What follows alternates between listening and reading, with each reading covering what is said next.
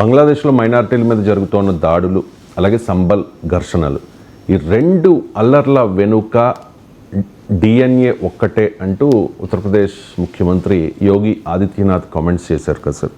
దానికి అక్బరుద్దీన్ ఓవైసీ అసదుద్దీన్ ఓవైసీ రెస్పాండ్ అయ్యారు. If he's so concerned about Bangladeshi minorities, why don't you send back Sheikh Hasina, why is she living in India అని చెప్పేసి. So ఆయన అడుగుతోంది, ఎందుకు పంపించట్లేదు బంగ్లాదేశ్కి హసీనాను అని. అసలు దానికి ఏం సంబంధం? ఇప్పుడు బంగ్లాదేశ్లో హిందువుల పైన జరుగుతున్న దాడుల్ని షరతులతో ఖండించకూడదు, బేషరతుగా ఖండించాలి, ఓవైసీనా ఎవరైనా. సో బంగ్లాదేశ్లో హిందువుల పైన దాడులు షేక్ హసీనా కొరకు జరుగుతున్నాయా?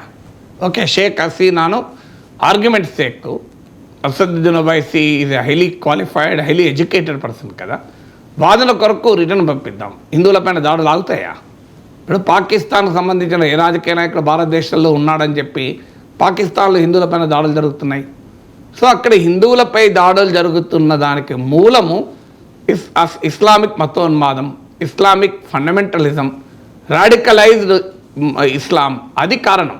దాన్ని ఓవైసీ టార్గెట్ చేయకుండా షేక్ హసీనాను ఇండియాలో ఆశ్రయం ఇవ్వడం వల్లనే హిందువులపైన దాడులు జరుగుతున్నాయని భావించి షేక్ హసీనాను పంపించండి అని అడుగుతున్నాడు. So it's an absolute lack of understanding బంగ్లాదేశ్లో ఏం జరుగుతుంది అని.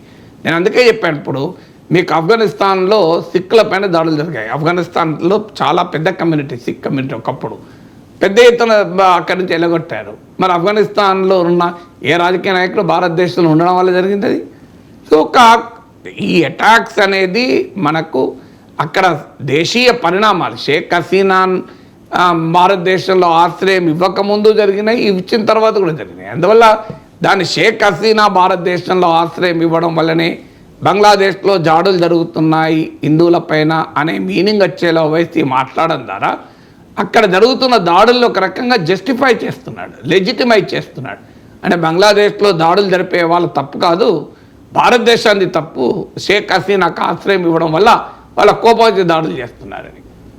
షేక్ హసీనాకు భారతదేశం ఆశ్రయం ఇవ్వడం బంగ్లాదేశ్లో ప్రస్తుతం అధికారంలో ఉన్న వారికి కొంత భారతదేశం పైన కోపం తేవడానికి కారణం కావచ్చు, కాదని నేను అంటలేను. అక్కడ హిందువులను భారత అనుకూలుగా, షేక్ హసీనాను భారత్ అనుకూలుగా చూడడం కూడా ఒక డైమెన్షన్గా ఉంటే ఉండవచ్చు. కానీ ప్రధానమైన కారణం మత అసహనము, మత ఛాందసవాదము, మతోన్మాదము రాజ్యమేలడం వల్ల. దాన్ని స్పష్టంగా సూటిగా ఈ ఇస్లామిక్ మతోన్మాదం ప్రమాదకరము, ఏ మతంలో కూడా ఉన్మాదం మంచిది కాదు అనే ధైర్యం చేయకుండా దీనికి డొంక తిరుగుడు హసీనా ఇక్కడ ఉండడం వల్ల జరిగింది అనే కంక్లూజన్కి రావడంలో అర్థం లేదు. అదే దాంట్లో ఓవైసీ బంగ్లాదేశ్లో హిందువులపైన జరుగుతున్న దాడులకు భారతీయ ముస్లింలకు సంబంధం ఏంటి అని కూడా అడిగారు. Yes, that is the right question. బంగ్లాదేశ్లో హిందువులపైన దాడులు జరపమని భారతీయ ముస్లింలు అడిగారా? భారతీయ ముస్లింలు దాన్ని సమర్థిస్తున్నారా? భారతీయ ముస్లింలను కూడా మీరు ఆ హిందువులను, బంగ్లాదేశ్లో హిందువులను టార్గెట్ చేసినట్లుగా మీరు భారతదేశంలో ముస్లింలను టార్గెట్ చేయదలుచుకున్నారా అని కూడా అడిగాడు. ఈ క్వశ్చన్స్ వ్యాలిడ్ క్వశ్చన్స్. బంగ్లాదేశ్ లాగా భారతదేశం ఎందుకు కావాలి, బంగ్లాదేశ్లో లాగా ఉన్మాదం భారతదేశంలో రాకూడదు అని ఏ భారతీయుడైనా కోరుకోవాలి, దేశభక్తియుత భారతీయుడు. సో నా దేశం ఒక లౌకిక దేశం, నా దేశం ఒక విశాల దేశం, నా దేశం కూడా బంగ్లాదేశ్ లాగా ఒక చీకటి దేశంగా, ఒక డార్క్ నేషన్గా, ఒక అన్సివిలైజ్డ్ సొసైటీగా, అనాగరిక సమాజంగా, మత విద్వేషాలతో రావణకాష్టంగా ఉండే సమాజం కాకూడదు అని దేశభక్తియుత భారత పౌరుడిగా ఎవరినైనా కోరుకుంటారు. ఆ క్వశ్చన్స్ కరెక్ట్. కానీ బంగ్లాదేశ్లో హిందువులపై జరిగిన దాడులకు ఏదో ఒక రీజనింగ్ ఇచ్చి జస్టిఫికేషన్ ఇచ్చే రీతిలో, లెజిటిమైజ్ చేసే రీతిలో ఈ వ్యాఖ్యలు ఉన్నాయి కనుక Owaisi should understand what is the character of Bangladesh regime. బంగ్లాదేశ్లో అధికారంలో వచ్చిన వారి స్వభావం ఏంటి. ఇప్పుడు ఆయన ఇంకోటి కూడా సజెస్ట్, షేక్ హసీనాను పంపించాలట. ఎందుకు పంపించాలి? ఇది ఎవరి డిమాండు? ఇది జమాత్ ఇస్లామీ బంగ్లాదేశ్ డిమాండ్. ఇది బంగ్లాదేశ్లో ఉన్న ఇస్లామిక్ మత ఉన్మాదుల డిమాండ్. ఈ డిమాండ్ పాకిస్తాన్ డిమాండ్, ఇది పాకిస్తాన్ అనుకూల డిమాండ్. ఓవైసీ ఎవరి డిమాండ్ సమర్థిస్తున్నాడు? షేక్ హసీనాను ఇప్పుడు పంపిస్తారా బంగ్లాదేశ్కు? పంపిస్తే షేక్ హసీనా క్షేమంగా ఉండడం తర్వాత సంగతి. పోనీ ఇండియా పైన ఏమైనా ఉంటుందా? ఇప్పుడు షేక్ హసీనా ఎవరు అన్నది పక్కకు పెడదాం. షేక్ హసీనా ప్రజాస్వామికంగా వ్యవహరించలేదు, ఆమె అణచివేత, ఆమె చాలా అవినీతికర అలా నిరంకుశ పాలన చేసింది అనే దాంట్లో అనుమానం లేదు, కరెక్ట్. అందుకే ప్రజలంతా తిరగబడ్డారు. ఆమెకు షేక్ హసీనాకు వ్యతిరేకంగా తిరగబడ్డ వాళ్ళంతా మతోన్మాదులు కారు, చాలా ప్రోగ్రెసివ్ సెక్షన్స్ కూడా తిరగబడ్డాయి, చాలా అభ్యుదయ భావాలు ఉన్న వాళ్ళు, సెక్యులర్ భావాలు ఉన్న వాళ్ళకి కూడా తిరగబడ్డారు. కారణం ఏంటంటే it was an undemocratic rule. ఇప్పుడు ఇందిరాగాంధీ ఎమర్జెన్సీకి వ్యతిరేకంగా అందరూ చాలామంది తిరగబడ్డారు.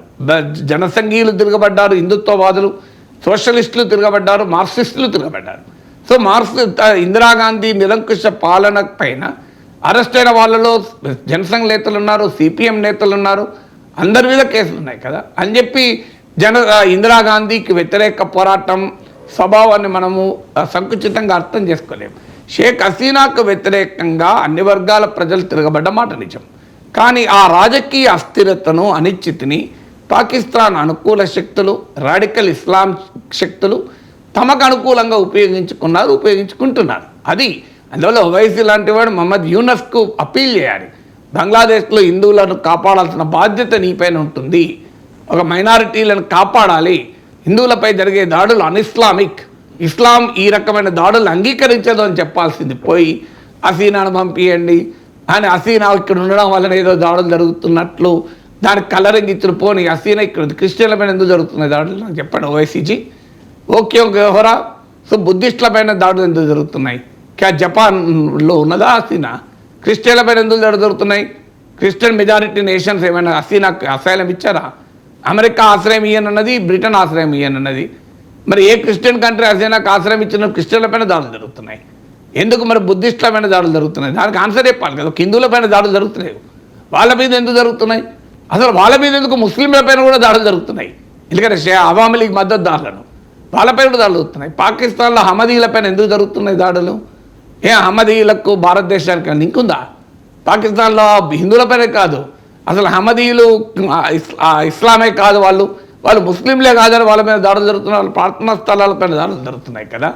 అందువల్ల మనము ఈ ఓవైసీ చాలా క్వాలిఫైడ్ పర్సన్ కనుక అడుగుతున్నాను, అండర్స్టాండ్ ద క్యారెక్టర్ ఆఫ్ బంగ్లాదేశ్లో వచ్చిన కొత్త ప్రభుత్వ స్వభావం ఏంటి, రాజకీయ పరిణామాల స్వభావం ఏంటి, అన్క్వాలిఫైడ్ కండమ్నేషన్ అంటే షరతులు లేకుండా, ఈ ఇఫ్స్ అండ్ బటన్స్ లేకుండా, శషబిషలు లేకుండా అసదుద్దీన్ ఓవైసీ బంగ్లాదేశ్లో హిందువులపై జరుగుతున్న దాడులు ఖండిస్తే ఆయన సెక్యులర్ క్రెడెన్షియల్స్ ఉంటాయి, లేకపోతే ఆయన సెక్యులర్ క్రెడెన్షియల్స్ ప్రశ్నార్థకం అవుతాయి కదా. అందువల్ల భారతదేశంలో మైనారిటీల హక్కుల కొరకు తాను నిలబడే నాయకుడిని చెప్పుకున్న ఓవైసీ బంగ్లాదేశ్లో మైనారిటీల హక్కుల కొరకు ఎందుకు నిలబడడు? బేషరతుగా మీరు పాకిస్తాన్లో మైనారిటీల హక్కులపైన కొరకు ఎందుకు నిలబడడు? ప్రజలు మానవ హక్కుల దృక్పథం ఒకటే ఉండాలి కదా. అక్కడేమో దానికి ఇఫ్స్ అండ్ బట్లు పెట్టి షరతులు వర్తిస్తాయని మాట్లాడితే ఎట్లా?